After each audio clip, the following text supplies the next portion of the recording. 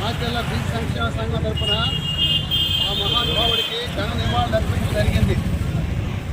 18వ శతాబ్దంలోనే ఆ మహానుభావుడు సూత్రుడు అధిసూత్రులే మానవాడు చదువుకోకూడదు, అగ్రవర్ణాల వారే చదువుకోవాలన్న సందర్భంలో బ్రిటిష్ వారి సహాయ సహకారాలతో కొన్ని స్కూల్స్ ఏర్పాటు చేసి ఆ రోజున ఆయన విద్యకు ప్రాధాన్యత ఇచ్చి తన భార్యను కూడా చదివించి ఆయన విద్యకు ప్రాధాన్యత ఇచ్చి ఈ రోజున మనం ఉద్యోగాలు చేస్తున్నామంటే ఆడవాళ్ళు కూడా బయటికి రాగలుగుతున్నారంటే ఆ రోజు సావిత్రిబాయి పూలే చేసిన సేవలకి వారు చేసిన సేవల ద్వారా ఈరోజు మనం బయటకు రాగలుగుతున్నాము. వారు చేసిన సేవలను మనం స్మరించుకుంటూ ఈరోజు మనం రాజకీయ జీవితంలో అనుభవిస్తున్నామంటే అలాంటి మహానుభావుల త్యాగ ఫలితాలని చెప్పని ఒకసారి తెలియపరుస్తున్నాము. పోయినసారి ఎలక్షన్ సందర్భంగా మరి చంద్రబాబు నాయుడు గారికి ఈ సంక్షేమ సంఘం అనేది ఒక పార్టీకి సంబంధించింది కాదు, వెనకబడిన బలహీన వర్గాల వారి కోసం పోరాడుతున్నటువంటి సంస్థ.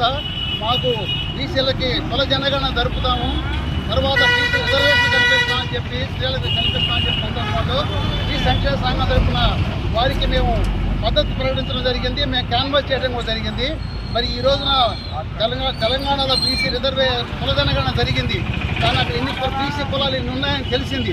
కానీ ఆంధ్రప్రదేశ్లో మరి ఇద్దరు కుల జనగణన జరపకుండా రేపు పంచాయతీ ఎలక్షన్లు జరుపుతున్నారు కాబట్టి మరి కుల జనగణన జరుపుకుంటే రిజర్వేషన్ ఎలా కల్పిస్తున్నారు కాబట్టి చంద్రబాబు నాయుడు గారిని ఈ సందర్భంగా కుల జనగణన జరిపింది మరి మా ఎంత జనాభా మేము ఉందో తెలియపరుచుకొని మాకు రిజర్వేషన్ కల్పిస్తే ప్రభుత్వానికి అండదండలుగా ఉంటాయని చెప్పని ఉద్దేశంతో వారికి సందర్భంగా తెలియపరుచుకుంటూ మళ్ళీ అలాంటి మహానుభావుల్ని మనం తలుచుకోవాలని చెప్పని పేరు పేరున ధన్యవాదాలు తెలియపరుచుకుంటూ ఈ కార్యక్రమానికి ఇచ్చేసినటువంటి మహానుభావులందరికీ కూడా ధన్యవాదాలు తెలియపరుచుకుంటున్నాను.